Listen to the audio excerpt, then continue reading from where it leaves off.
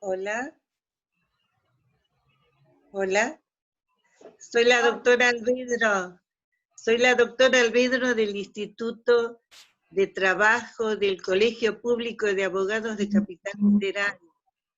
Hola, doctora, ¿cómo le va? ¿Cómo está? ¿Cómo le va, doctora? Buenas tardes. Bienvenida. Buenas tardes. Encantada. Bienvenida. Gracias. Gracias. Gracias. ¿Cómo les va?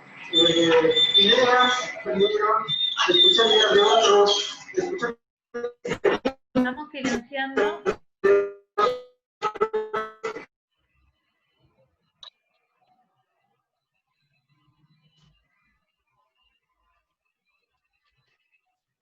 Bueno.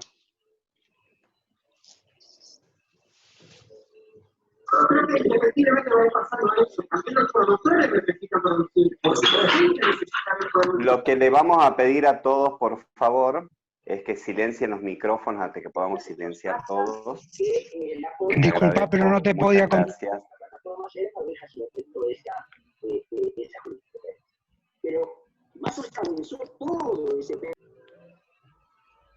Cuando quiera. Bueno, comenzamos, ¿ah?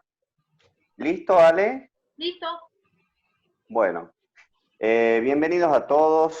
Para los que no me conocen, soy el doctor Guillermo Ponce, abogado de acá de la Comisión de Derecho Laboral del Colegio de Abogados, director del NOA del FOFETRA. Así que bienvenidos a todos los colegas del país a la charla sobre el riesgo del trabajo en el teletrabajo, organizada por la Comisión de Derecho Laboral del Colegio de Abogados de Tucumán. Un especial agradecimiento al presidente del Colegio de Abogados de Tucumán, doctor Marcelo Vilone, al doctor Pablo Cifre, coordinador de la comisión, y a toda la comisión organizadora de Derecho Laboral del Colegio de Abogados. También un agradecimiento especial al FOFETRA y a la Escuela Cordillerana de Derecho Laboral que auspician también esta charla. La modalidad de la charla van a ser dos disertantes, la doctora Bisdorf y la doctora Adriana. Dijo que le digamos Adriana. ¿Ah? Y la doctora Adriana, serán 20 minutos por cada una, y al final se van a leer las preguntas, que lo va a leer la doctora Janina Bisdorf, ¿sí? La doctora Janina Bisdorf va a ser moderadora, es secretaria de la Comisión de Derecho Laboral, y ella va a ser al final quien va a leer todas las preguntas a las doctoras, ¿sí? Le cedo la palabra a Janina. ¿Cómo le va? Buenas tardes. Bueno, bienvenidos de nuevo a todos en este intercambio académico que tenemos gracias a la Comisión de Derecho Laboral, a cargo del doctor Guillermo Ponce. Sin más preámbulos, ya le quiero dejar con su primera disertante, la doctora Adriana Danitz. Es juez de cámara a cargo de la Sala 1 de la Segunda Cámara del Trabajo, de Paz y Tributario del Primer Tribunal de Gestión Laboral de la Tercera Circunscripción Judicial,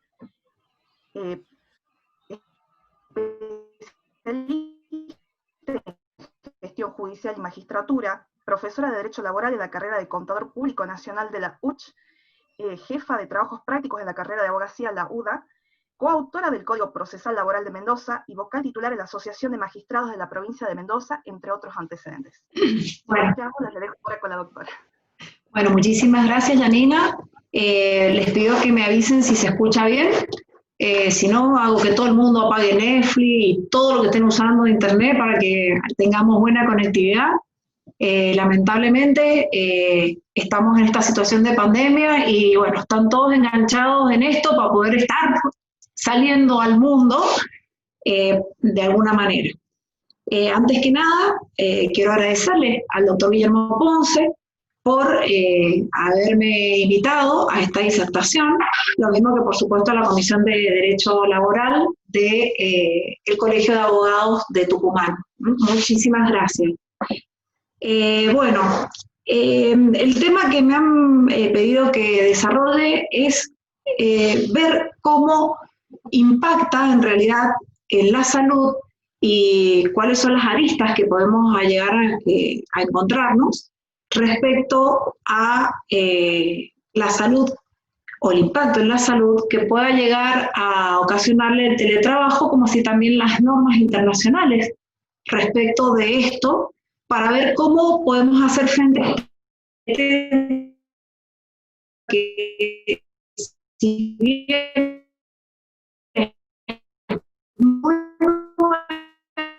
en Castaña, como yo me doy cuenta yo, como es la ley de trabajo a domicilio. Si bien la tecnología ha superado las bases sobre las cuales se genera esta norma,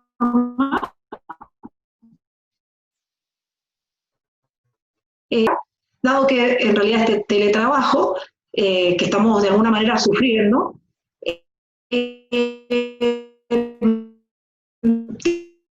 tiene su base en esta necesidad de poder cuidar la salud de toda la población, ¿sí? En realidad, ¿en qué contexto nos encontramos? ¿En qué contexto se da? Y bueno, está esta declaración de pandemia de la Organización Mundial de la Salud y este decreto 260 del año 2020, en el cual se ordena, luego del decreto nacional de urgencia 297 del 2020, este aislamiento social preventivo y obligatorio y sus 284.000 prórrogas que nos obligan a quedarnos en nuestras casas. Surge la resolución 21 del Ministerio de Trabajo, que en el artículo 1 establece que los trabajadores privados pueden habilitar a sus trabajadores a realizar su prestación laboral desde su domicilio particular. En realidad no tan solo los trabajadores privados, sino también los trabajadores del Estado, los trabajadores en general. Dentro de este marco de emergencia sanitaria que está dispuesto por este decreto que les nombraba antes, que es el 260, de fecha 12 de marzo del 2020, para poder cubrir a los trabajadores de los posibles siniestros que pudieran llegar a ocasionárseles, habría que denunciar, conforme al artículo 1 de esta resolución del Ministerio de Trabajo, hay que denunciar a la aseguradora de riesgo de trabajo a la que estuviesen afiliados los detalles de cuanto a la nómina de trabajadores que van a estar trabajando bajo esta modalidad, denunciando todos los datos personales, es decir, apellido, nombre, CUIL, el domicilio donde se va a desempeñar la tarea y cuál va a ser la frecuencia de la misma, es decir, la cantidad de días, las horas por semana. El domicilio denunciado va a ser considerado como ámbito laboral, a todos los efectos de la ley 24.557, que es la ley de riesgo de trabajo. Ahora, el tema es que se establece que a este tipo de trabajadores no les vamos a aplicar la resolución 1552, dictada el 8 de noviembre del 2012. ¿Por qué? Porque en realidad, en el artículo 1 de esta ley, se entiende por teletrabajo a la realización de actos, ejecución de obras o prestación de servicios realizados total o parcialmente en el domicilio del trabajador o en lugares distintos del establecimiento o de los establecimientos del empleador, mediante la utilización de todo tipo de tecnología y de la información y de las comunicaciones. ¿Qué significa esto en realidad? ¿Estamos haciendo teletrabajo en este momento? Y de alguna manera, obviamente que sí. Ahora, ¿cómo hacemos para adaptar esta resolución a la situación actual?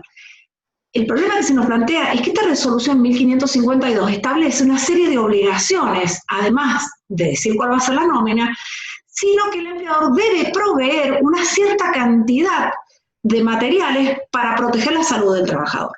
Por ejemplo, una silla ergonómica, extintor portátil contra incendios, un botiquín de primeros auxilios, una almohadilla o ratón para la mano, así no se nos da la tendinitis, un manual de buenas prácticas de salud y seguridad en el trabajo. O sea, en realidad, la resolución 21 lo que hace es decir, no, mire, este artículo de la 1552 no se va a poder aplicar. ¿Por qué? Dado desde el punto de vista del empleador que tenemos que entrar a trabajar ya, ¿cómo hacemos para proveerle a los trabajadores toda esta serie de materiales que en realidad necesitarían para estar en forma permanente trabajando de esta manera y que no se les produzca este daño a la salud? Por otro lado, el artículo 4 de la resolución 1552 establece que el empleador, previo consentimiento del trabajador y notificándole la fecha y la hora en que lo vamos a ir a visitar, para ir a verificar si las condiciones del lugar donde el trabajador se desempeña están conforme a lo que la ley marca. Es decir, se supone que profesional por o un representante de la entidad gremial. El tema es que si bien estas normas no se aplican a este caso de emergencia en el cual estamos viviendo, el artículo 75 de la Ley de Contrato de Trabajo sigue vigente. ¿Cuál es el deber de seguridad? Es decir, que el empleador tiene que observar las pautas y las limitaciones respecto a la duración del trabajo, por ejemplo, que son las establecidas en la Ley de Contrato de Trabajo, como así también en las reglamentarias, y adoptar las medidas que según el tipo de trabajo y la experiencia técnica sean necesarios para tutelar la integridad psicofísica y la dignidad de los trabajadores, debiendo evitar todos los efectos perniciosos de las tareas penosas, riesgosas o determinantes de vejez o agotamiento prematuro, así como también los derivados de ambientes ruidosos o insalubres. El tema es, todo esto que de alguna manera legislaba el 1552, lo hace para un ambiente de teletrabajo en el cual sea la modalidad que por el empleador para que este trabajador preste su débito laboral.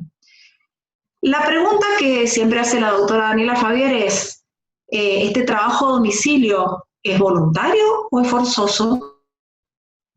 De alguna manera, ella afirma que estamos viviendo un trabajo a domicilio forzoso. No hay opciones para trabajar de otra manera. Entonces, tenemos sobre el tema lo que establece el convenio 177 de la OIT, que está ratificado por la Argentina, por la ley 25.800, y su recomendación, que es la número 184. En su artículo 1, el convenio 177 dice que la expresión trabajo a domicilio significa el trabajo de una persona designada como trabajadora a domicilio y realiza trabajo en su domicilio o en otros locales que escoja, distintos a los locales del empleador, a cambio de una remuneración con el fin de elaborar un producto o prestar un servicio conforme las especificaciones del empleador, independientemente de quién proporcione el equipo, los materiales u otros elementos utilizados para ellos, a menos que la persona tenga el grado de autonomía y de independencia económica necesario para ser considerado como trabajador independiente en virtud de la legislación nacional o de decisiones judiciales. Si uno se pone a ver lo que dice este convenio 177, uno se pone a pensar en cómo está hoy este trabajador desarrollando las tareas.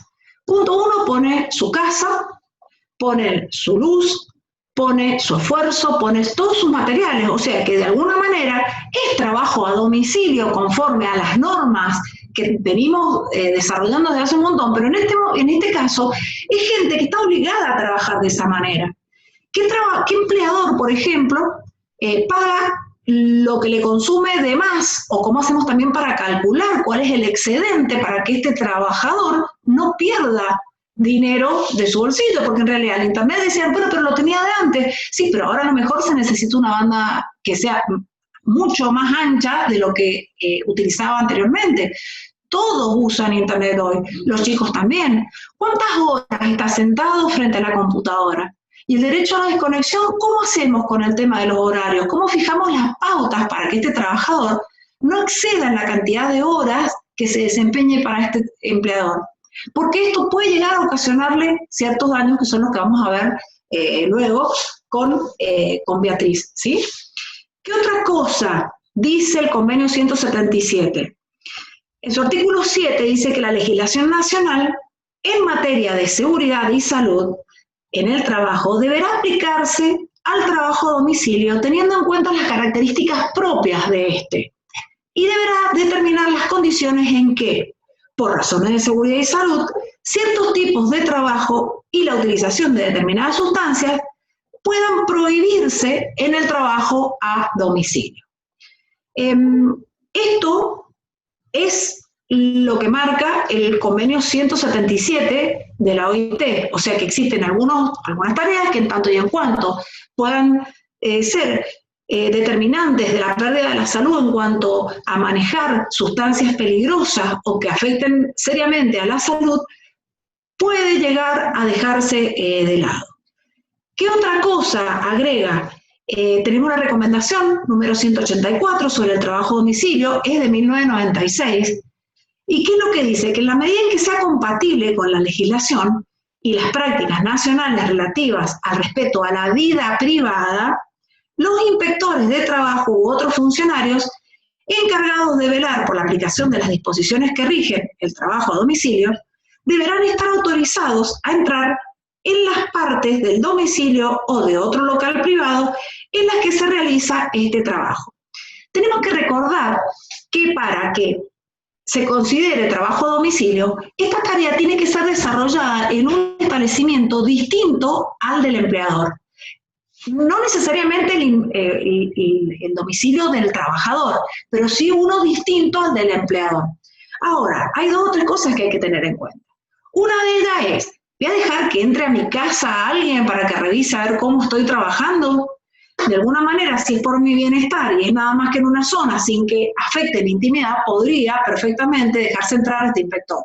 Ahora, yo me pregunto, en esta situación de pandemia en la cual estamos, en donde todos tienen miedo de salir a la calle, ¿va a venir un inspector a ver cómo está esta persona trabajando en su casa? Si tiene una silla ergonómica, si tiene la computadora a la altura necesaria para no dañarse las cervicales, o la cantidad de tiempo que esté conectado.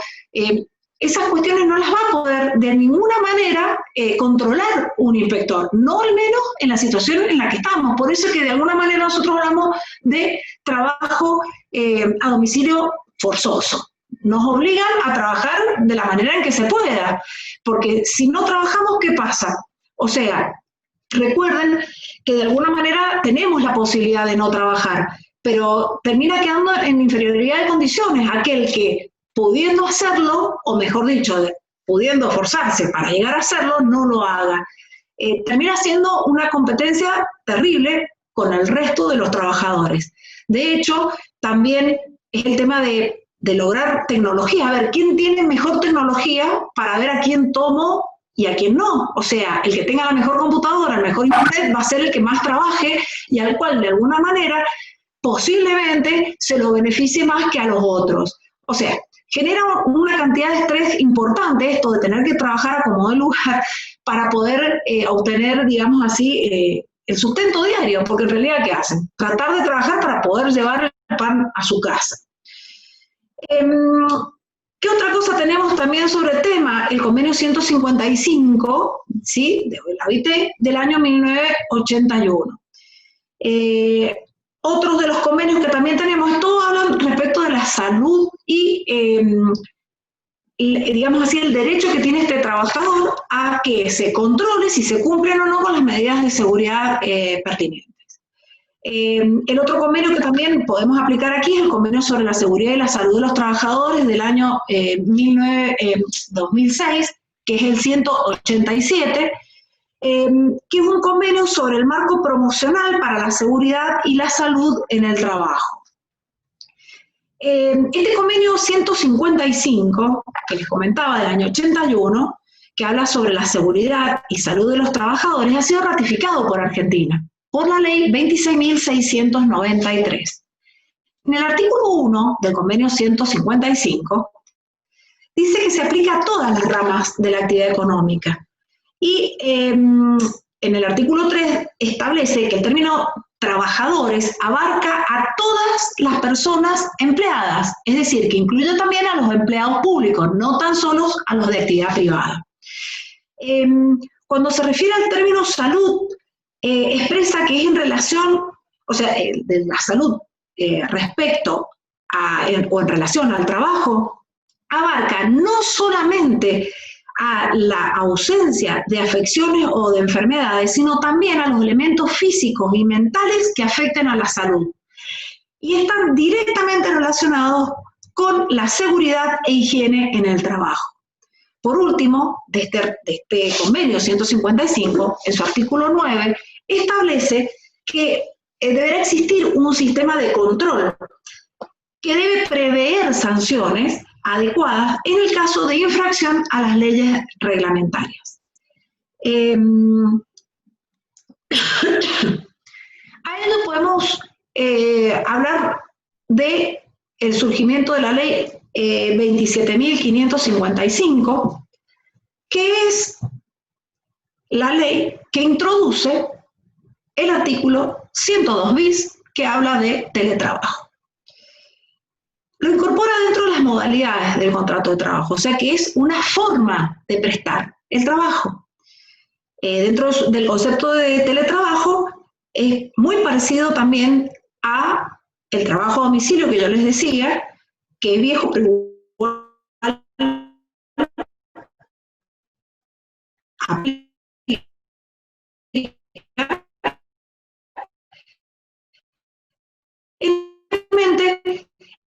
en el domicilio de la persona que trabaja o en lugares distintos a su domicilio de la persona que trabaja, siempre y cuando sean en otro lugar diferente al del establecimiento del empleador, mediante la utilización ya sea de tecnologías y de la información y de la comunicación. ¿Cuáles son los presupuestos legales mínimos del contrato de teletrabajo? Y bueno, esto tiene que ser establecido por una ley especial, o sea que en realidad no tiene aplicación inmediata. Las regulaciones específicas para cada actividad se van a establecer mediante la negociación colectiva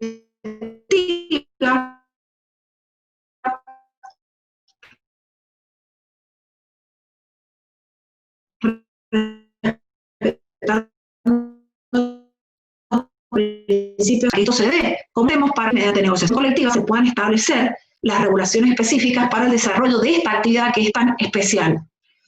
¿Qué otra cosa establece esta ley? Bueno, que tiene los mismos derechos y deberes y remuneración que los trabajadores presenciales, la jornada, que tiene que ser pactada por escrito, de conformidad con los límites legales y vigentes, tanto el convenio por hora como por objetivos, impidiendo la conexión fuera de la misma, y por sobre todas las cosas establece el derecho a la desconexión. ¿A qué se refiere esto? Y bueno, es este derecho a no ser conectado y a desconectarse de los dispositivos digitales y tecnologías de información y comunicación fuera de su jornada laboral.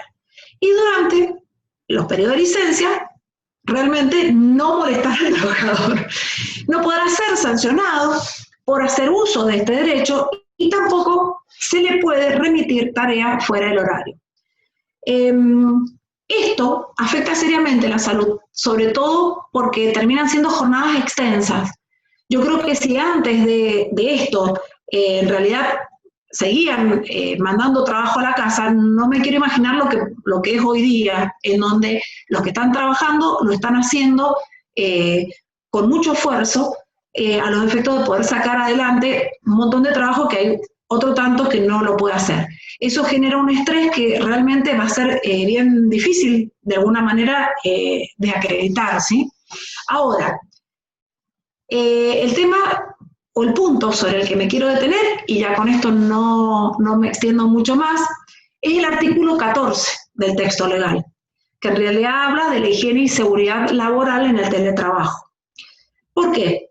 Porque lo que expresa esta ley, la 27555, es que se deberán dictar normas relativas a higiene y seguridad del trabajo acordes a esta modalidad, a este tipo de trabajo. Y el control del cumplimiento de esta norma debe contar con participación sindical.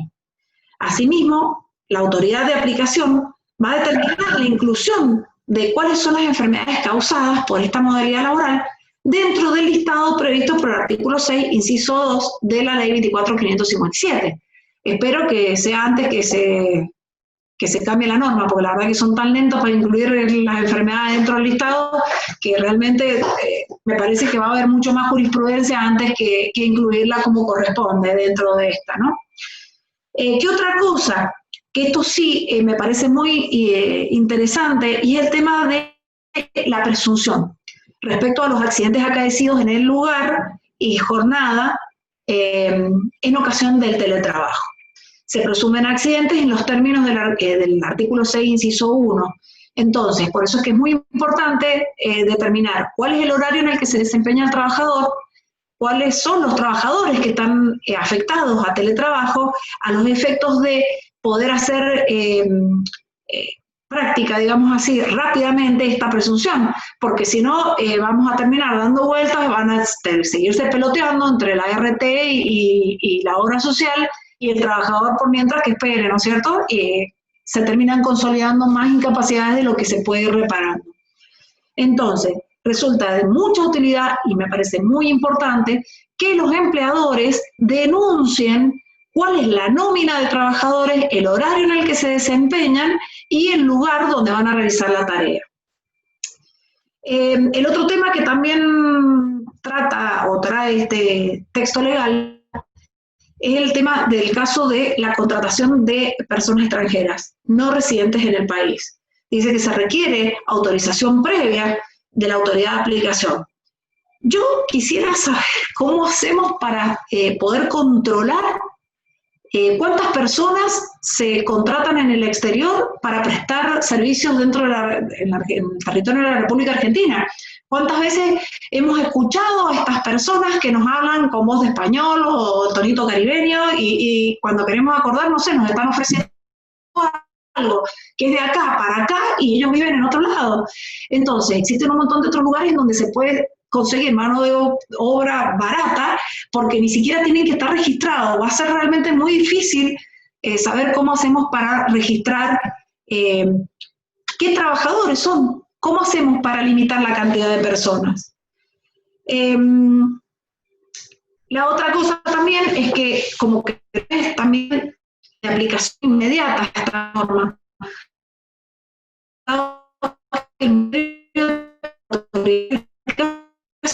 90 días, ¿a partir de cuándo? El ámbito de su competencia tiene que registrar a todas las empresas, digamos así, que van a desarrollar esta modalidad, acreditando cuál es el software o la plataforma que van a utilizar y cuál es la nómina que va a utilizar esta modalidad de trabajo. Tampoco sabemos cómo van a ser estas tareas de inspección y fiscalización que establece la ley 25.877. ¿Por qué? Porque toda inspección requiere también autorización previa del trabajador para no burlar, digamos así, o menoscabar su integridad personal, o sea, su derecho a la intimidad, a que no entren a su hogar. Por último, recuerden que esta norma, no sé, yo todavía no la he visto publicada, no me he fijado en el día de la fecha, hoy si estaba publicada, al viernes no la vi publicada, o sea que son 90 días a partir de cuándo.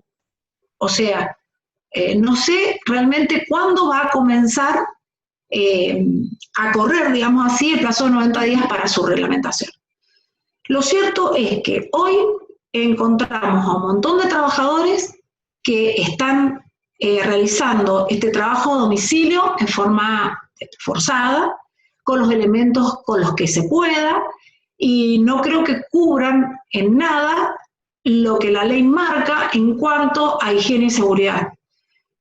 Por eso es que, bueno, hasta ahora no hemos tenido casos, porque si nos ponemos a pensar, ¿qué es lo que había hasta ahora? Trabajo a domicilio. ¿Cuál era el trabajo a domicilio? El de la gente, generalmente, casi todo era taller de calzado o de ropa, no había teletrabajo en general. Entonces, la verdad es que no sé cómo hacemos. La verdad es que no existe jurisprudencia hasta el día de hoy respecto a este tipo de daños producidos por el trabajo en el domicilio del trabajador. Tampoco podemos llegar a recordar, no podemos olvidarnos que no casi... ¿Cómo?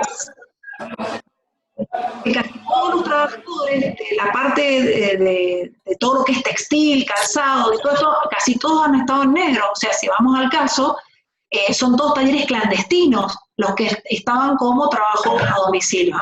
Ahí veo que hay algunos que me dicen que se publicó el día viernes 14, pero el día viernes 14 no existió porque fue mi día de cumpleaños, entonces yo vi el viernes al mediodía, ya después no vi más nada. Así que bueno, entonces el viernes 14 de agosto, mi cumpleaños, aguanta el teletrabajo, empezamos a contar los 90 días a ver si sale o no sale la ley reglamentaria para ver cómo hacemos para proteger la salud de estos trabajadores. Bueno, les agradezco mucho el aguante y espero que, bueno, que les haya sido de utilidad estas cuestiones que traemos a debate. Gracias.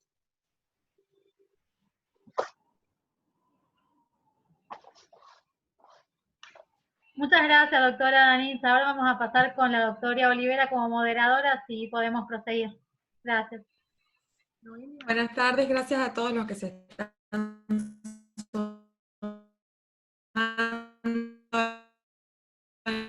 a todos ustedes, abogados. Ahora tengo el orgullo de presentar a una ex abogada litigante con 23 años de ejercicio en la profesión. Ella es egresada de la Universidad Nacional de Tucumán, ex asesora letrada de la Secretaría de Estado de Trabajo de la provincia, ex jefa normalizadora de la Asesoría Letrada de la Secretaría de Estado de Trabajo, diplomada en Derecho Laboral, vocal de la Sala Sexta de la Cámara de Apelaciones del Trabajo de los Tribunales Ordinarios de esta ciudad, ex presidenta de la Cámara de Apelación del Trabajo y actual vicepresidenta de dicha Cámara, vocal titular de la Asociación de Magistrados de Tucumán, redactora del proyecto de reglamentación de la Ley de Violencia Laboral número 7232, del proyecto de sanciones y del proyecto de reforma de dicha ley, conferencista en temas de violencia laboral, intereses y riesgos del trabajo, autora del proyecto de reforma de la Ley de subrogancias. Con nosotros la doctora María Beatriz Bistorff.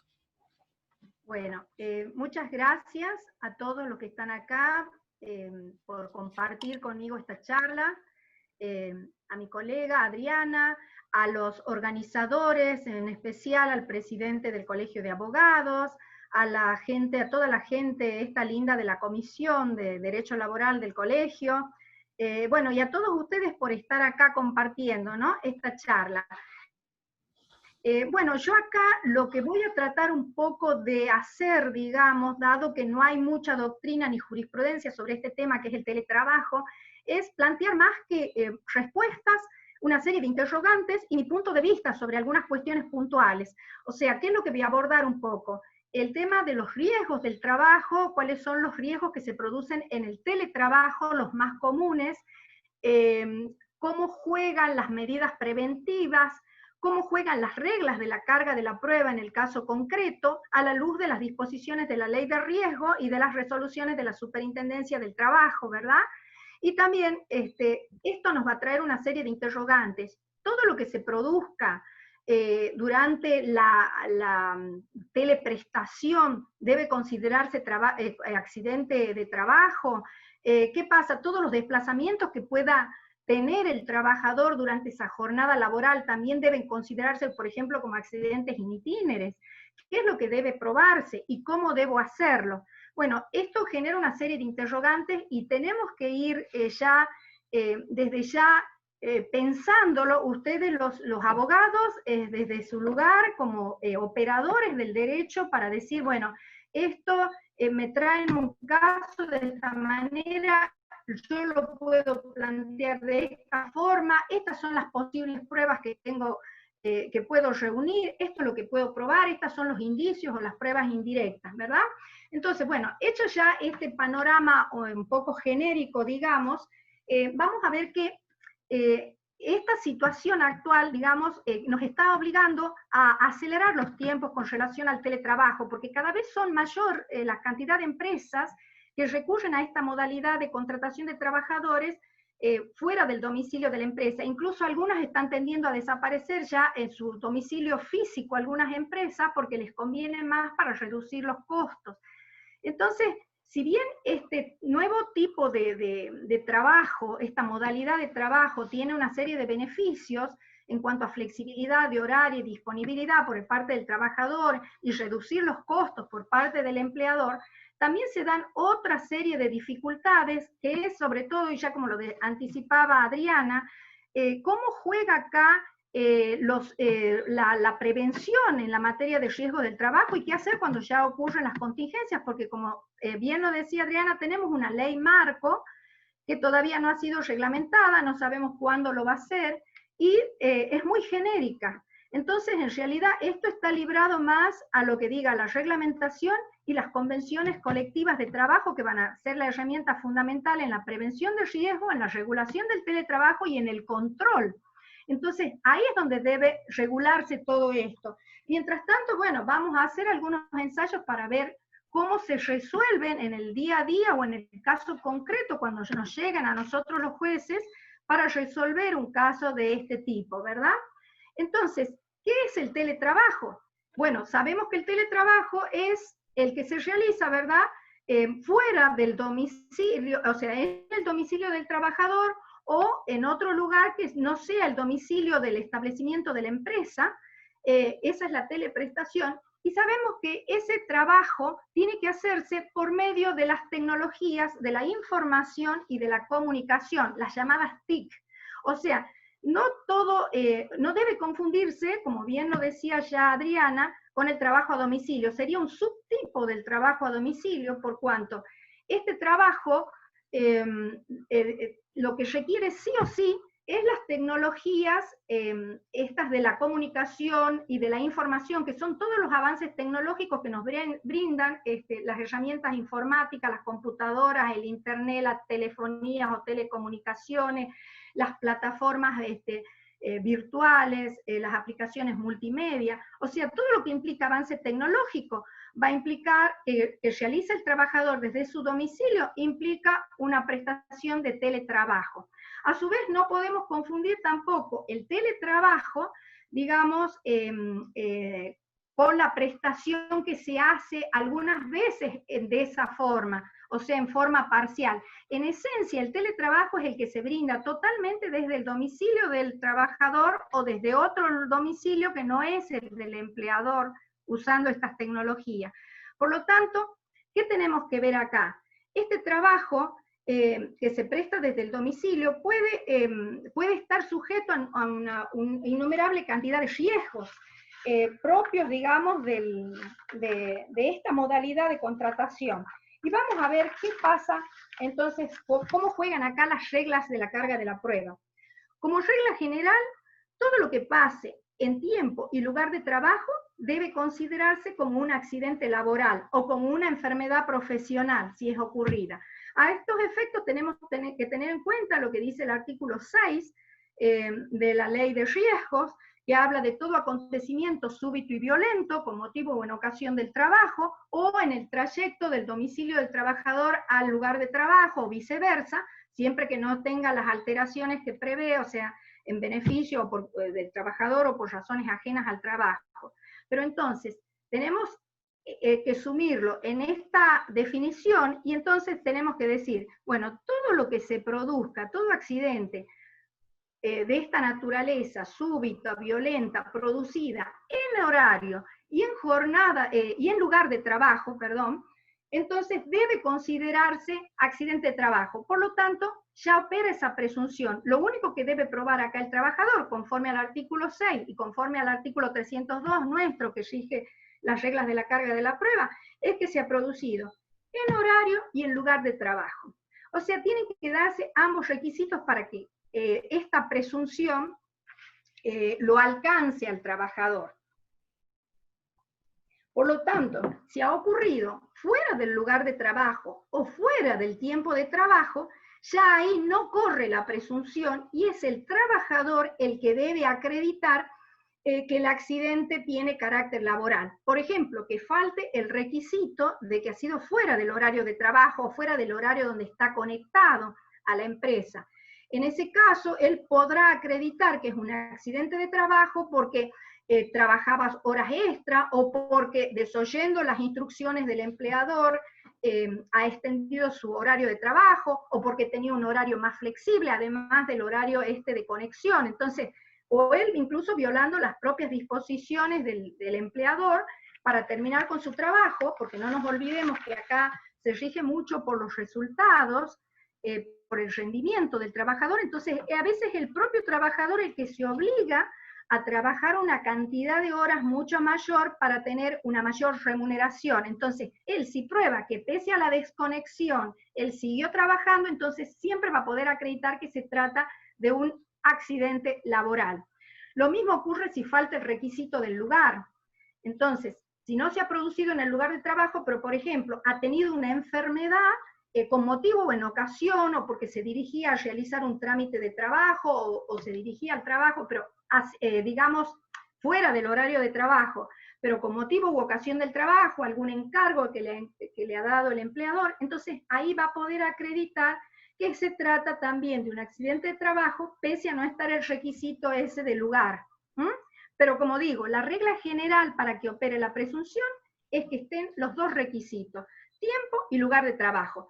Una vez acreditado eso, el que tiene que probar lo contrario, es decir, que no tiene carácter laboral, va a ser el empleador o el ART que quiera refutarlo, ¿verdad? Ahora bien, no existen instrumentos para controlar el momento exacto en que se ha producido una lesión. Entonces la duda está, ¿cómo se podría acreditar si un accidente, sobre todo el que no requiere asistencia médica inmediata, se ha producido en un momento y no en otro, o sea, no antes o después?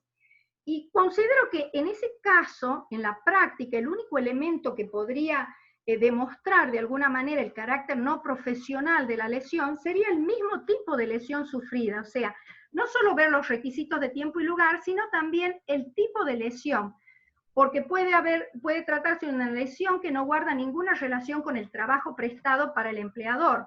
Por ejemplo, que se haya golpeado con un martillo, se ha quemado con la plancha o con una herramienta, o sea, con una herramienta ajena a la herramienta de trabajo, o se ha hecho un corte, pongamos un corte con un cuchillo de cocina. Entonces, se entiende que ese tipo de lesiones ya está mostrando que no se trata, y ahí puede eximirse el empleador o la ART de responsabilidad. Pero acá tendríamos que tener cuidado también para verificar qué tipo de lesiones. Si el carácter común de la lesión no aparece a simple vista, siempre va a operar la presunción a favor del trabajador, si se dan, como digo, los dos requisitos de tiempo y lugar de trabajo. Ahora, también puede pasar, por ejemplo, una descarga eléctrica producida por una sobrecarga en los equipos de trabajo encendidos, que también será un accidente laboral, ¿verdad? Pero distinto sería el caso, por ejemplo, cuando el trabajador, digamos, o sea, cuando la explosión esta que le ha causado la lesión no ha ocurrido en los aparatos de trabajo, sino en otra línea que tiene anexa y producida por otros equipos de la casa. De todas maneras, siempre va a ser una cuestión de prueba. Yo solo lo que les estoy dando es algunas pautas que ustedes como abogados van a tener que tener en cuenta cuando el cliente les lleva el caso y cómo lo van a plantear ante el juez y ver cómo se va a probar. Y en algunos casos vamos a ver que no vamos a tener pruebas directas, sino a veces pruebas indirectas o de indicios, que el juez, sumada a una serie de situaciones que se den en el expediente, puede inferir el hecho de que estamos hablando. Ahora, también tenemos que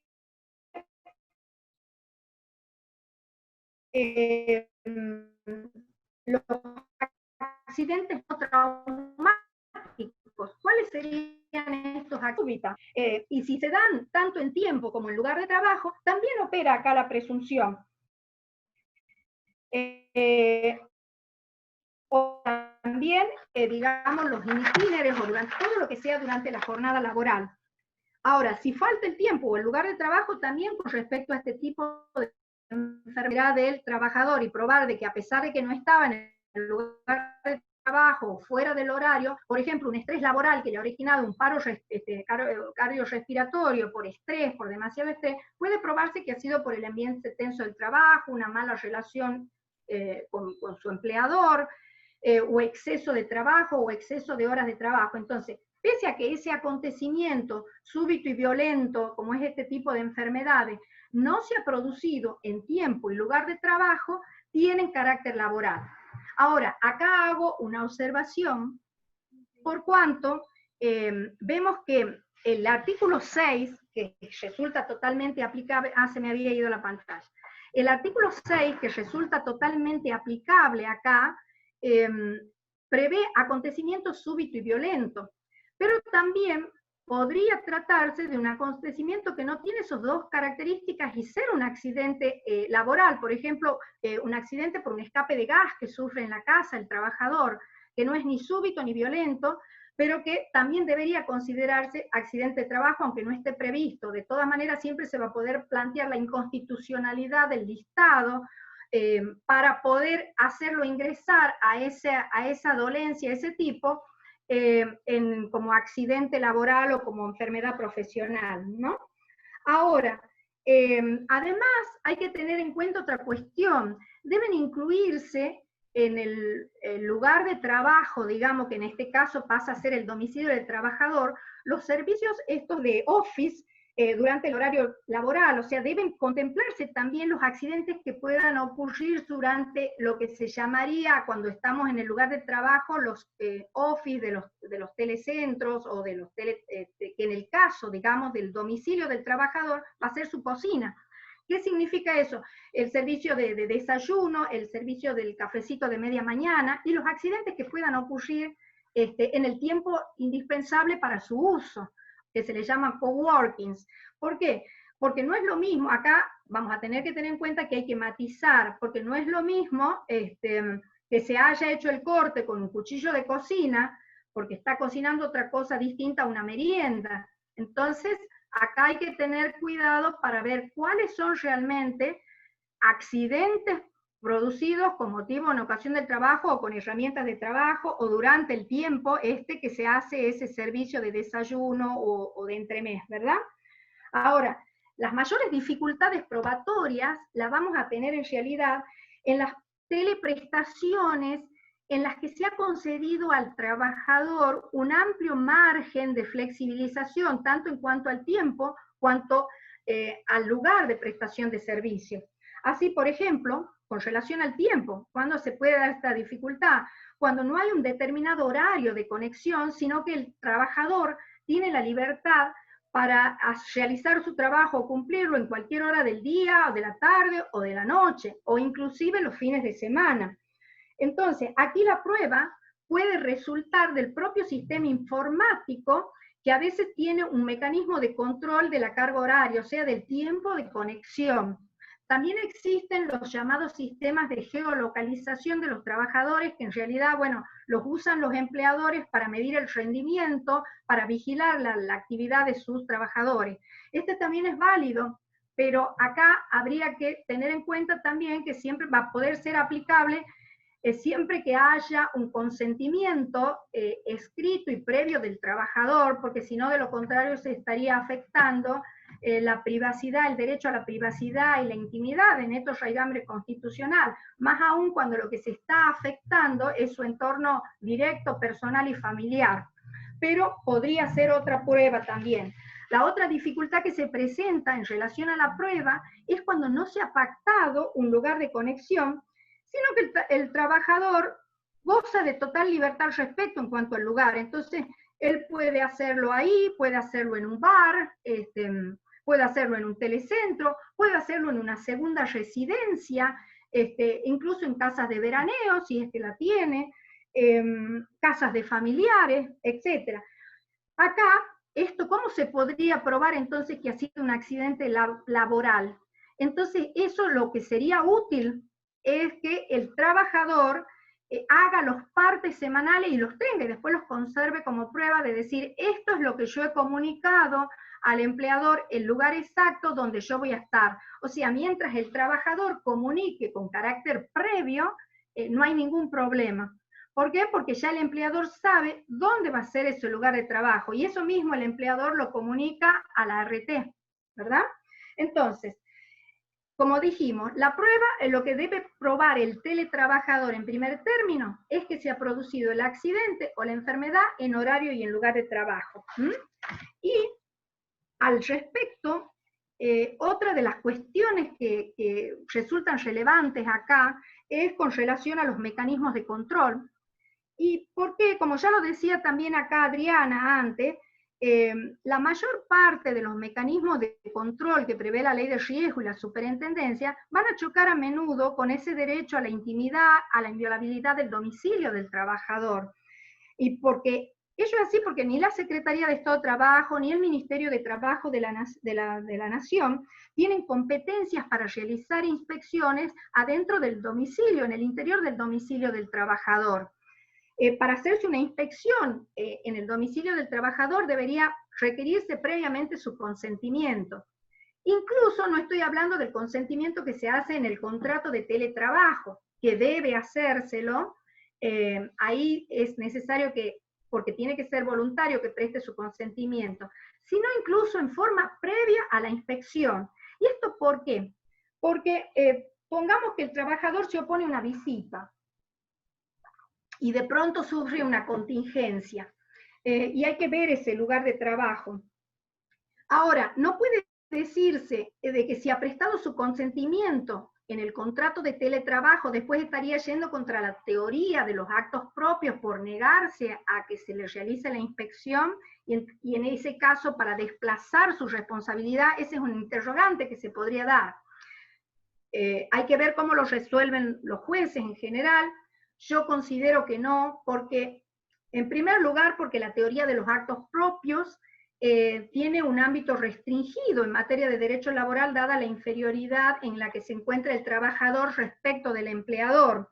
Y en segundo lugar, porque no podemos hablar acá de un consentimiento general, total, genérico e irrevocable, por siempre. Además, puede que durante el transcurso del tiempo hayan variado mucho las condiciones del entorno familiar y personal del trabajador que justifiquen un cambio de opinión con relación a la inspección esta.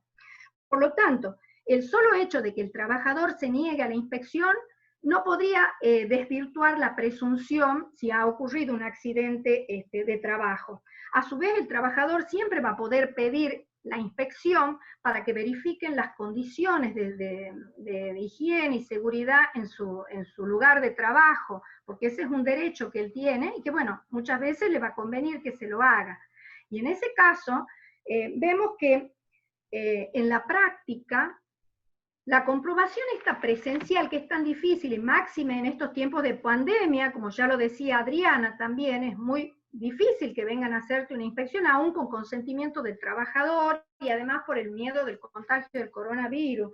Pero esto podría solucionarse con la entrega por parte del empleador de unos instructivos, digamos, instructivos sobre normas de higiene y seguridad, que debe cumplir en la dependencia de la vivienda el trabajador, ciertas posturas que debe observar, ciertos hábitos de todo tipo, desde los alimenticios, porque todo eso juega, y que el trabajador acepta adquirir o acepta cumplir. Y que independientemente de que se entregue en soporte papel o por correo electrónico, por ejemplo, o WhatsApp, lo que sí va a tener que tener el empleador es la prueba del acuse de recibo por parte del trabajador de esos instructivos. ¿Sí? Pero por otro lado, hay que requerirle al trabajador que habilite un lugar específico de la casa, y eso se tiene que hacer normalmente en el contrato de teletrabajo, porque si no se lo ha hecho, entonces todas las habitaciones de la casa deberían estar sujetas a inspección y a verificación de las condiciones de higiene y seguridad para prevenir los riesgos. Ahora, ¿qué pasa si el trabajador no sigue las instrucciones y a causa de ello sufre una lesión? ¿Ello desvirtuaría el carácter profesional de la lesión? Bueno, acá yo entiendo que no, porque por más que le haya dado los instructivos, el empleador no basta con que se los dé y comprobar que los ha recibido el trabajador, porque su obligación no se agota en eso. El artículo 75 mismo de la Ley de Contrato de Trabajo está hablando de que es ese deber que tiene el empleador hacia los trabajadores de seguridad y de salud en el trabajo, es una obligación de resultado y siempre debe garantizarla el empleador. Entonces, no solo debe verificar la recepción de esos instructivos, sino también de que los mismos se cumplen, porque él tiene un deber invigilando. Vemos que en todos estos casos el juez va a tener siempre indicios o pruebas indirectas que permitan deducir la existencia del hecho que se quiere acreditar.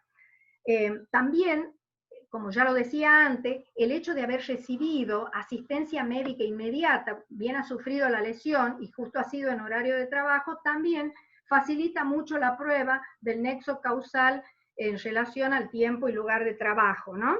Y a veces se va a tener que recurrir a otras pruebas, por ejemplo, testigos vecinos del inmueble, que lo han visto cuando lo han sacado al trabajador así, o que lo han visto que llegaba y se ha caído. Pero, como digo, todo esto va a ser una cuestión en cada caso concreto que lo van a tener que analizar ustedes los abogados como operadores del derecho cuando les llegue el caso.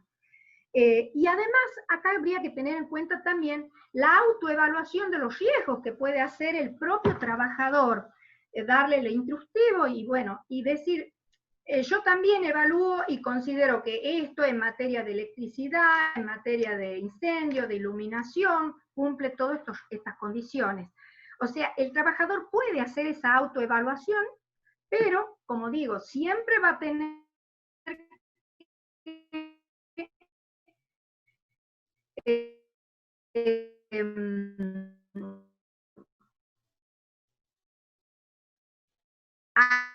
acreditar esa autoevaluación. En esos efectos, lo que sería interesante en realidad es que el empleador le dé unas pautas o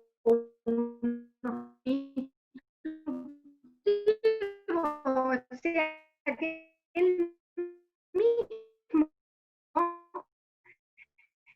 le facilite que realizarlo para que estén en condiciones. Y esto es para, todo esto es en materia de prevención de riesgo. Ahora, pasando ya al tema de los riesgos, vemos que se pueden dar distintos tipos de riesgos específicos en este tipo de o modalidad de prestación. En primer lugar, riesgo genérico por la utilización de las pantallas de visualización de datos, que puede ocasionar trastornos visuales, oculares, fatiga mental, molestias o dolores en espalda, cuello, cabeza, hombros. También otro tipo de accidentes que se pueden dar son por los cortes y lastimaduras con material de oficina, sea trinchetas, tijeras, abrecartas, etcétera, ¿no? También por resbalones o tropezones por el estado del suelo en la vivienda, ya sea por ladrillos flojos, baldosas flojas, la alfombra que está en mal estado y bueno, se tropieza por pisos de parqué muy resbaladizos, o porque estaba mojado, o sea, son las cosas que se pueden dar cotidianamente. También por caídas de escaleras en mal estado, ya sea porque están en mal estado, o porque también puede ser porque no usó el pasamano, o porque iba leyendo cuando subió o bajaba la escalera, o porque llevaba objetos, demasiados objetos, en lugar de llevar uno o dos entre subir y bajar. Después otros accidentes que se pueden dar también por objetos caídos de estanterías, de archivos, de armarios, o por dejar abiertos los cajones o puertas de escritorios o de armarios. Entonces, bueno, hay que irlo previniendo de todos estos posibles accidentes al trabajador. También puede haber otros tipos de riesgos en materia de electricidad, por manipular las instalaciones eléctricas, o tratar él a veces de arreglar la computadora y produce una sobrecarga, una explosión. También pueden darse incendios. Entonces ahí lo bueno de la prevención es que tenga matafuegos, los matafuegos o extintores, y que también, digamos, no tenga ningún elemento que sea combustible en el lugar o la oficina de trabajo. A su vez, esas oficinas de trabajo hay que, en lo posible, lo ideal sea que sea en un lugar más retirado de la casa, donde no tenga interrupciones de su entorno familiar, sobre todo si tiene chicos menores de edad, porque eso también, todo eso va aumentando los riesgos. Después tenemos, esos serían todos riesgos genéricos de accidentes que se pueden dar. Después tenemos los riesgos los riesgos llamados ergonómicos, por posturas forzadas, por movimientos repetitivos o inadecuados, sentarse sin apoyar bien la espalda, o sobre una pierna, o con las piernas cruzadas, o por una mala postura para alcanzar objetos que están lejanos. Entonces, esos son otro tipo de riesgos. Y después tenemos también los llamados riesgos organizacionales o psicosociales, que son por el estrés laboral, producto a veces de una sobrecarga de trabajo, de muchas horas o de muchos objetivos que se le da a la empresa, también por el aislamiento que puede llegar a sufrir un teletrabajador. No olvidemos que en rigor de verdad, el teletrabajo, en su sentido más puro, es el que se cumple enteramente en el domicilio del trabajador, y por lo tanto eso implica un aislamiento de la empresa. Además, si bien esta nueva ley ha establecido la igualdad de derechos entre los trabajadores presenciales con relación a los otros, si bien se establece eso, no es menos cierto que puede quedar aislado, y en ese caso es muy importante también el papel del jefe de personal o jefe de recursos humanos para que entre en contacto con ese trabajador y lo integre de alguna manera a la organización, o a veces tal vez sea necesario que vaya a alguna reunión, sea presencial o no, pero en este momento de pandemia obviamente que no se puede, pero ese es el objetivo, sacarlo al aislamiento, porque esos son los riesgos que puede traer también, y eso a veces genera ansiedad, aumentos del ritmo cardíaco y la presión arterial, depresión. Beatriz, no sé si has visto en algunos, entre una de las cuestiones que he visto que más atacan también, es el tema de que te están controlando, a ver, qué cantidad de rendimiento tuviste, o si estás hablando por teléfono, si lo atendiste bien, si fuiste buena onda, si le diste buena información, y te van poniendo una manito así, y entonces terminás así. Exactamente, exactamente. Y eso pasa, por ejemplo, con los trabajadores de los call centers muchísimo, que se acude mucho a este sistema de teletrabajo, ¿no? Y es ese el sentido de decir los objetivos o cuánto has hecho y la comparación con relación a otros compañeros. Todo eso va creando una sensación de estrés que al principio, digamos, no se la siente, pero un tiempo prolongado durante esa situación va a acarrear una serie de enfermedades que además van a repercutir en el ambiente familiar del teletrabajador. Y muchas veces se pasa porque el trabajador abusa, digamos, de las horas de trabajo, a veces él mismo, en aras de cumplir más objetivos, y termina resintiéndose su vida familiar, compartir con la familia, su vida personal o hacer otras tareas. Entonces, por eso también hay que remarcar acá que no todo trabajador puede convertirse, o sea, todo trabajador presencial no puede ser un teletrabajador. En primer lugar, que tiene que tener una autocapacidad de gestión, una autodisciplina, y además tiene que tratarse de una persona que no sea tan antisocial, porque puede llegar a estar muy aislada. Máxime que acá se puede dar mucha situación de depresión o apatía por no ver el resultado final del trabajo, muchas veces no estar integrado o no sentirse integrado a la organización, ¿no? Bueno, esos serían los riesgos, digamos, psicosociales. Y las enfermedades más corrientes que todavía, como bien lo has dicho Adriana, no están reglamentadas y no sabemos cuándo va a ocurrir eso, hay una serie de enfermedades que ya se está viendo, porque se lo ha visto en el mundo, se lo ha visto en Europa, en España, Francia, Italia, que recurren mucho a esta modalidad de teletrabajo, y ya se está viendo por hiperflexión, por ejemplo, la hipertensión de la muñeca, por la actividad del teclado del mouse, que no se guarden las distancias, todos estos problemas visuales, los síndromes de túnel carpiano, metacarpiano, problemas musculares, esqueléticos, de mano, cabeza y cuello, tendinitis, todas las alergias como la cervical, etc. Las enfermedades visuales como la astenopía, el síndrome de Tocomoyo, que es por la fatiga visual, por tanta exposición a la pantalla, dolores oculares, cefalea, desdoblamiento de imágenes, conjuntivitis, queratitis, o sea, hay una innumerable cantidad de enfermedades que se pueden dar. Otro tipo de enfermedades por exposición a los campos electromagnéticos, cuando ya es demasiado el contacto con las pantallas, o también con los escáneres de resonancia magnética, y ha pasado en otros países, por lo menos he visto que ha pasado de peritos informáticos, o de peritos médicos, de profesores médicos o informáticos. Y bueno, y las patologías psíquicas de las que ya hemos hablado, el síndrome de Burnet, entre ellos síndrome del quemado, por toda esta presión que siente el trabajador y no poder, y pierde y queda en una apatía, no se siente realizado. O también puede darse la adicción, que es el otro extremo, la adicción al trabajo o el tecnoestrés. Entonces, y también otro tipo de enfermedades, los ictus, por la vida sedentaria que se ve obligado, o también los síndromes estos psíquicos como el síndrome de la nevera abierta, o sea, problemas por mala nutrición al son de estar tanto en la casa y bueno, se entretiene comiendo, abriendo la nevera y después trabajando. Entonces, hay que proporcionarle también un listado sobre la cuestión nutricional.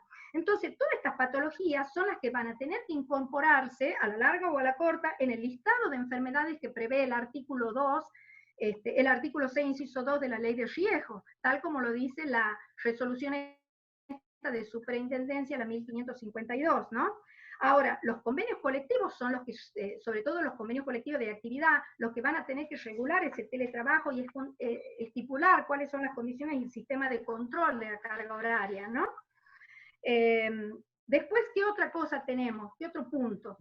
El accidente in itinere, ¿verdad? Que es el que ocurre en el trayecto del domicilio del trabajador al domicilio de trabajo y que, de acuerdo a las reglas del artículo 6, no tiene que haberse visto alterado por cuestiones ajenas al trabajo, salvo los supuestos de exclusión que prevé, que es por empleo, por tener que asistir a otro empleo, por tener por razones de estudio o por atención de familiar directo no conviviente, que debe estar acreditado. Bueno, acá, en este tema, hay que diferenciar distintas situaciones cuando se habla del teletrabajo. Si el teletrabajo es parcial, lógicamente que siempre va a existir la posibilidad de que ocurra un accidente in itinere, desde el punto de vista que algunos días tiene que ser presencial. Entonces, en ese trayecto, obviamente que se puede producir un accidente in itinere. Ahora, cuando el teletrabajo es total, para responder a esta pregunta, o sea, si puede haber un accidente in itinere, primero vamos a tener que diferenciar también el domicilio propiamente dicho del trabajador de la residencia habitual por razones laborales en la que solo pernocta los días laborables, por ejemplo, pero como el trabajador vive, trabaja lejos, entonces de su domicilio, entonces alquila, por ejemplo, otro lugar, que lo tiene como el lugar de residencia, por ejemplo, un trabajador que tenga que desplazarse diariamente hasta el Ingenio, que está en Famayá, 50 kilómetros, a veces le conviene más, sobre todo si es un jefe que tiene que estar a disposición permanente, le conviene más alquilar una residencia para los días de semana y después los fines de semana estar con su familia. En este caso vamos a tener que admitir también que ese domicilio que es habitual por razones laborales, también se comprenda como domicilio, por lo tanto, sería in itinere el accidente que ocurre en el trayecto entre el domicilio propiamente dicho del trabajador, donde pernocta con su familia, pasa los fines de semana, a dirigirse al otro trabajo del lugar de su residencia habitual antes de ir al lugar donde tiene que dar su teleprestación. Así, por ejemplo... Beatriz, sí. Una de las cosas que nos ha pasado acá, por ejemplo, en Mendoza, es que existen muchos compañeros que no tienen buena conectividad. Entonces, por ejemplo, le ha pasado a una amiga mía que tenía que conectarse al trabajo y entonces, ¿qué hacía? Se llevaba la notebook a la estación de servicio, donde tenía mayor conectividad. Entonces, dado que en realidad el trabajo a domicilio es tener tu centro operativo donde vos trabajás fuera de la sede de la empresa, no necesariamente tiene que ser tu hogar, puede ser otro lugar. Entonces, por ejemplo, En este caso de este trabajador que no tiene buena conectividad o no se la puede pagar y tenga que irse hasta esta estación de servicio y a lo mejor en el camino, Dios no quiera, pero lo atropellan. O mete la pata en un pozo, qué sé yo, no sé. Ahí yo creo que también podría llegar a ser tomado de esa manera. El tema es informar cuál va a ser el proyecto que yo no tengo conectividad en mi casa y que voy a ir a tal lado a conectarme, me parece. Porque gracias a Dios existe una serie de presunciones de las cuales uno de alguna manera también tiene que fortalecer, por lo cual hay que avisar dónde va a estar trabajando, digo yo. Exactamente, es justamente eso, justo Adriana me ha sacado la palabra de la boca. Perdón. Justo, porque realmente lo que justamente puede pasar eso, puede en un bar incluso, puede hacer la teleprestación, incluso a veces en algunos trabajos se le permite un amplio margen de libertad en cuanto al lugar de trabajo. Pero acá, ¿qué es lo que va a tener que hacer? En forma previa va a tener que avisar al empleador para que éste avise a la RT cuál va a ser el domicilio donde se va a prestar el trabajo, también para evitar situaciones de fraude y para que se encuentre protegido y no tenga estas dificultades probatorias. Pero lo que volvía yo al tema del domicilio que por ejemplo, él tiene un accidente el domingo a las 21 horas, cuando se dirigía desde su domicilio donde reside propiamente dicho, donde reside con su familia, hasta el domicilio de su residencia habitual para después sin sobresalto, o sea, un domicilio que tiene en otra localidad, donde está su trabajo, para después sin sobresalto dirigirse y estar a las 8 en su trabajo.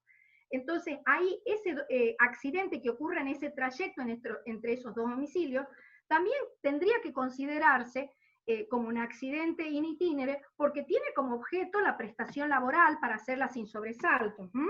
Pero como digo, hemos visto que ya también hay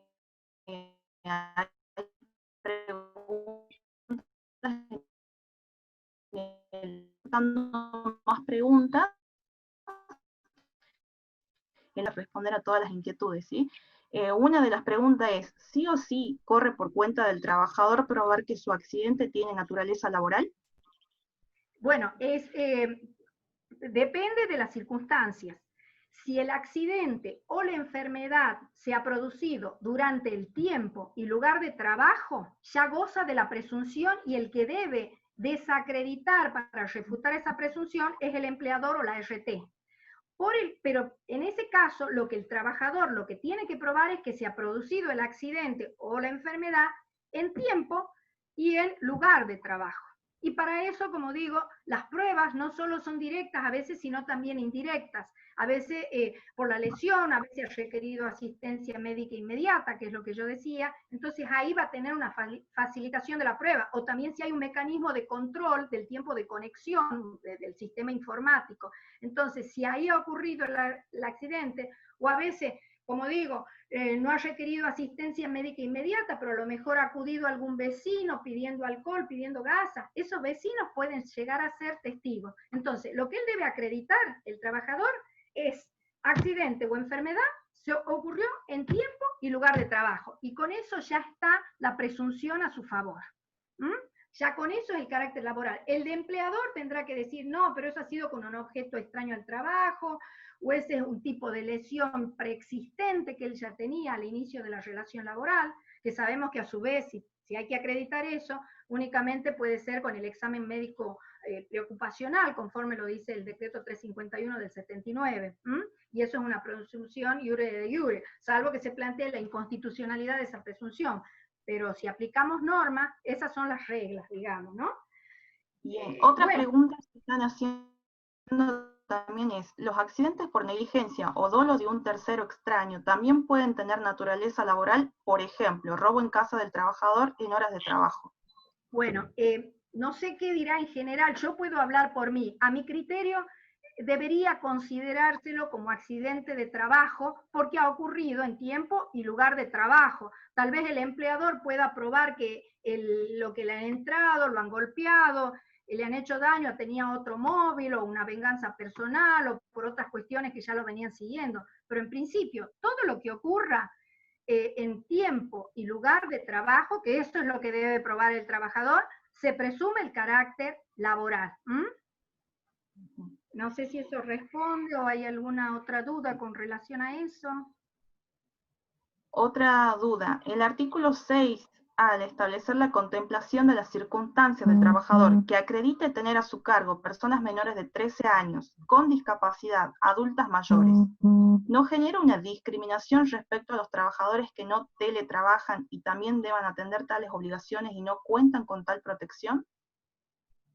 Bueno, sí, la verdad que tendrían que tener la misma protección, ¿no? Es injusto, se puede plantear la inconstitucionalidad en ese caso y decir, también tienen que tener la protección, si estamos hablando de igualdad de derechos y estamos en las mismas situaciones, la vía sería por un planteo de inconstitucionalidad, ¿no? Ahora, Jimena, ella que hizo la pregunta, no entiendo yo realmente la pregunta de Jimena, porque todos los trabajadores tienen esta cobertura, salvo que estén en negro y los hagan trabajar igual.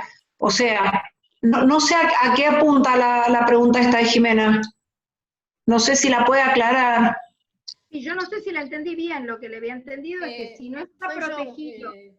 Sí, Jimena. Sí me contestó la doctora, creo que llegó a entender lo que yo estaba preguntando, que entiendo que un trabajador que trabaja en las oficinas del trabajador, de su empleador, no puede decir normalmente, no sé, tengo que llevar a mi nene al colegio, tiene que solucionar de alguna forma, ¿no?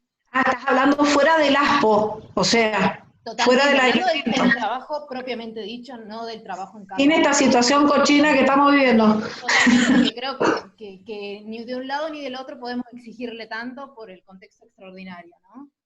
Sí. Ahora entiendo.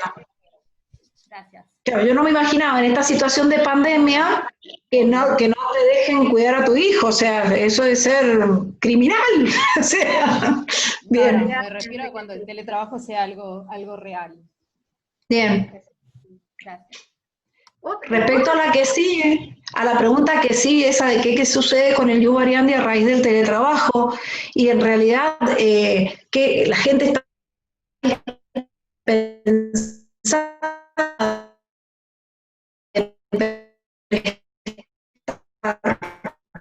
servicio, dice que deberás prestarse, o sea, hacer al principio de buena fe del trabajador, y si bien hay un ius variandi a todas luces, en realidad se supone que el trabajador tiene que en este caso privar el deber de colaboración, que es un deber recíproco de las partes, al igual que el de buena fe. O sea, como estamos ahora, el que puede trabajar tiene que trabajar, y el que no puede trabajar y le hacen falta algún tipo de medios, solicitarlo para poderse poner a disposición del trabajador, del empleador, digo. El tema es qué pasa cuando desaparecen estos lugares físicos, como decía acá la doctora Bisdorf, respecto a que desaparece el lugar físico y al empresario le es mucho más barato que este trabajador siga trabajando desde su casa, poniendo su internet, su computadora, su silla y su luz, su espacio, ¿sí? Que limpie él su propio habitáculo. O sea, hay un montón de gastos que lleva el poderse estar desempeñando dentro de una determinada empresa. No sé si coincidís conmigo, Beatriz. Sí, totalmente, sí. La verdad que clarísimo.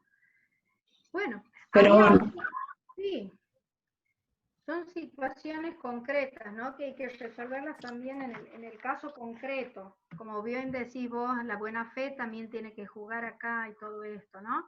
Que ahí veía que la resolución 1552 no se aplica, por ejemplo, que establece la obligación de dar equipos, de dar toda una serie para que el trabajador pueda cumplir sus funciones en condiciones óptimas de higiene y seguridad, y no se dan para los que contraten por la resolución esta 21 del 2020, para los que contraten este marco de la emergencia. Estos quedan excluidos de todas esas obligaciones que tenía el respecto del resto de los trabajadores del teletrabajo, ¿no? Entonces, bueno, es injusto, digamos. Pero como digo yo, siempre les digo a los abogados, cuando ustedes vean que hay algo que está mal en la norma o que no los incluye, que es inequitativo, siempre van a poder plantear la inconstitucionalidad y probarla en su caso concreto, dando la razón de ellos, ¿no? Claro. Acá estoy viendo, sí. Sí, la del estrés laboral. Ahí Sandra pregunta que el estrés laboral normalmente es rechazado como enfermedad profesional por la ART por considerarlo multicausal. ¿Conoce algún precedente donde se haya solicitado la apertura del listado para considerar indemnizable la incapacidad psicológica producida por el estrés laboral? Yo lo que he visto es más que nada que da hipertensión o trae aparejada alguna consecuencia, pero el estrés en sí mismo no ocasiona incapacidad. Hay que recordar que la ley lo que hace es indemnizar incapacidades, no patologías. Y en este caso, a mi modo de ver, el estrés laboral sería una patología hasta tanto cause una incapacidad. Yo la verdad es que no he tenido ningún caso de estrés. Los míos, la verdad, yo trabajo en una zona rural, en realidad. Son todos, la mayoría sufren accidentes graves de trabajo, pero se sacan todos los nervios con la zapa, así que no hay mucho estrés. Sí, coincido No con sé. vos en eso, pero quería agregar algo. Normalmente, cuando a mí sí se me han planteado casos que por estrés laboral ha originado una depresión grado 2, que es la común. Claro. Entonces, y normalmente fijan un grado de incapacidad, porque incluso eso suele ir acompañado de fobias, todo, y en base al porcentaje de incapacidad, y que se pruebe la relación causal, porque no basta decir esto se lo originó en el trabajo, o que el perito médico diga esto es un estrés, es producto de un estrés, hay una depresión, o sea, no solo el cuadro clínico, sino también el nexo causal. Y ahí va a hacer falta también otras pruebas que complementen, como la de los testigos, que muestren el ambiente de trabajo, pueden ser ex compañeros del trabajador, que muestre el ambiente de trabajo al que estaba sometido este trabajador afectado con este estrés laboral. A veces puede haber sufrido violencia laboral, y a raíz de esa violencia laboral tiene estrés laboral, que a su vez le provoca depresión y otras patologías o fobias, ¿me explico? Pero en este caso, como digo, bien puede hacerse el procedimiento ante la comisión médica jurisdiccional y después la comisión médica central que determine el carácter, digamos, causal de la enfermedad o de la patología o incapacidad que presenta con el trabajo, o bien puede hacérselo directamente ya por la vía judicial en el proceso, con la pericia médica previa, la pericia médica en la etapa probatoria. Entonces, si se prueba el nexo causal, se declara en el caso concreto la inconstitucionalidad del artículo 6 en cuanto prevé este listado cerrado. Eso, como digo, si antes la comisión médica no lo aceptó como tal, porque puede darse que la comisión médica diga sí, esto es un accidente laboral, o que diga que no está en el listado, se cierre con eso, o que no está acreditado. Pero en el proceso tenemos la ventaja de que se pueden acompañar otras pruebas, directas o indirectas, como digo, testigos u otros indicios, por ejemplo, sanción injustificada, algo que le hayan hecho, o demasiadas horas de trabajo, o demasiada cantidad de trabajo que el trabajador no puede asumir por sí solo. Entonces, en ese caso, si no le ha reconocido la comisión médica, se lo puede reconocer en el proceso. A mí me ha tocado hacerlo y declaré la inconstitucionalidad de ese listado cerrado, digamos, e hice lugar, lo declaré como una enfermedad profesional, ¿no? Pero como bien dice la doctora Diana, había una incapacidad derivada de eso, porque no se limitó al estrés, sino que el estrés generó una incapacidad en estos ámbitos psíquicos, ¿no? Bueno, otra cosita, no sé, que quería hacer... Sí, me acabo de acordar de un caso, Beatriz, recordando lo que estás diciendo vos, tuvimos el caso de un camionero, en donde por el estrés de que no lo dejaban cruzar a Chile y estar con condiciones realmente infrahumanas, porque estar metido en el camión con bajas temperaturas, acá hay mucha nieve, mucho frío, estar encerrado en el habitáculo de su cabina nomás, no hay baños, no hay nada, o sea, él sufrió un infarto. Y ahí se pudo comprobar que fue el estrés de tener que estar esperando pasar la aduana, pero el estrés por sí mismo no sé, salvo que cause alguna otra enfermedad que genere en algún tipo de incapacidad, la verdad es que no, para mí no se indemniza. El estrés por sí solo no, las consecuencias del estrés sí. Exactamente, exactamente. Pero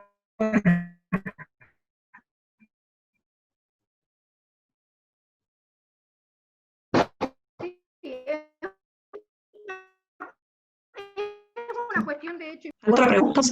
Acá hay otra, Yani dice, pese a que el estrés laboral puede tener multiplicidad de fuentes, no sería indemnizable el daño psicológico, una vez probada la concausalidad del trabajo, sobre todo en oficios que por naturaleza son estresantes como los call centers? Y yo pienso que sí. Siempre hay que probar en el caso concreto el daño psicológico, y para eso están los peritos que se pueden poner en el juicio, se pueden ofrecer esas pruebas y decir que meritúen en cuanto a la incapacidad por ese daño psicológico y en qué porcentaje presente. Y eso es totalmente medible, ¿no? Por eso es importante que los abogados también lo pidan bien y pidan al perito que digan, bueno, presenta este cuadro, ¿qué incapacidad tiene? ¿Cuánto es el factor atribuible al trabajo acá? ¿Me explico? Entonces ahí nos dan las herramientas para que nosotros podamos hacer lugar a esta paciente, y tenemos que probar el horario. Algo que nos sirve es el tema del horario en el que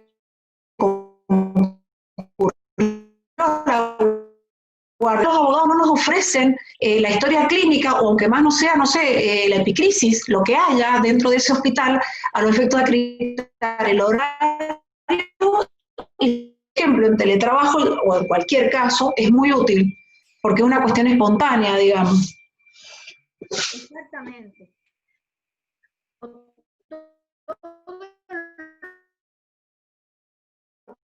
Que él pueda, él se ha hecho asistir con la obra social, se ha hecho estudios complementarios, todo eso los tendría que aportar también en el proceso, ¿no?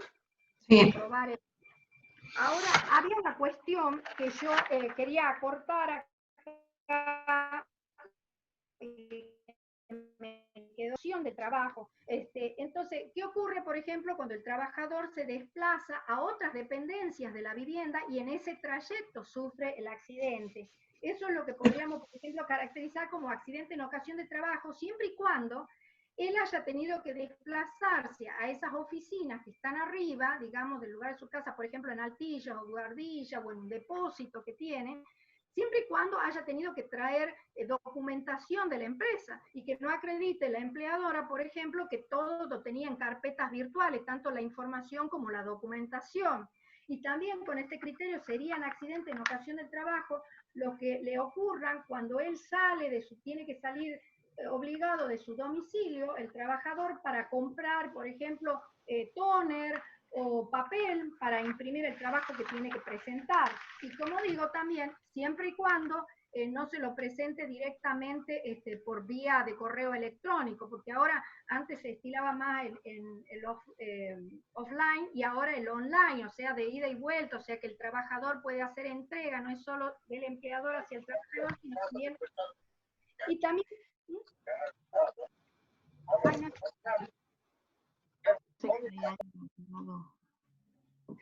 A mí me parece que con el solo hecho que tenga que ir al baño y se tropezó, ya está, ya.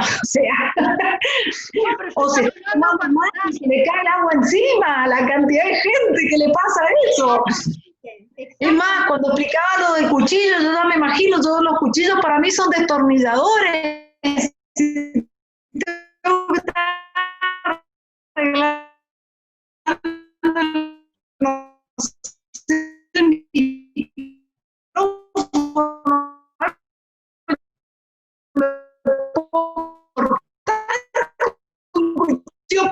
ciertas periódicas que debe hacer por reuniones, tutoriales, sí, que le exija, reuniones de trabajo, son posibilidades, asistir a cursos de formación, o sea, lo que se le llama accidente en misión o en ocasión del trabajo, o también cuando tenga que acudir a las revisiones médicas periódicas para verificar sus condiciones de salud, o el caso de los representantes gremiales, cuando tenga que ir a distintos lugares con motivo del ejercicio de esas funciones. Todo eso constituirían también accidentes con motivo en ocasión del trabajo, ¿no? Y bueno, pienso que todo este tipo de enfermedades deben incluirse en esa lista, porque va a ser importante, porque así va a facilitar mucho el tema de probar el nexo causal en cada caso concreto, y a veces delimitar, estos son los accidentes propios del teletrabajo. Así que, bueno, y delimitarse los accidentes laborales de los otros, ¿no? Y también reviste, como digo, mucha importancia la negociación colectiva para delimitar el teletrabajo y digamos, las condiciones y los límites al mismo, ¿no? Bueno, eso. Bien, bueno, muchas gracias a la doctora Adriana Danitz, que muy amablemente nos terminó cubriendo a nuestra amiga Daniela, la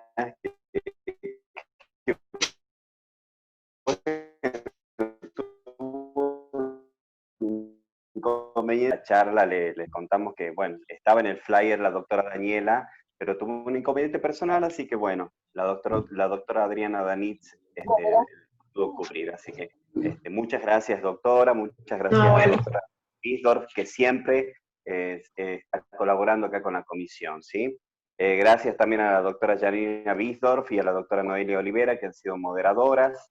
Les cuento que el día 28 de este mes vamos a hacer unas jornadas nacionales sobre accidentes de trabajo. ¡Qué lindo!